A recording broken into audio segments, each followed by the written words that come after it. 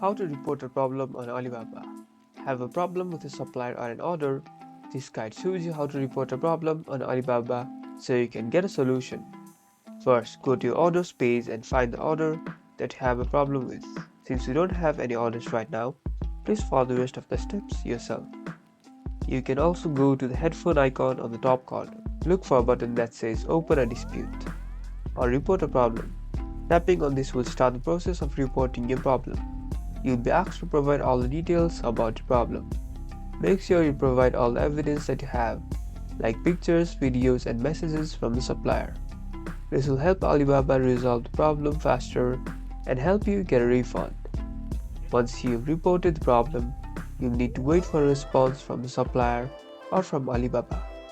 Alibaba will then try to mediate the problem and find a solution. If the supplier does not respond, Alibaba can help you get a refund. You now know how to report a problem, get your problem resolved, and get your money back. Like and subscribe for more business tips.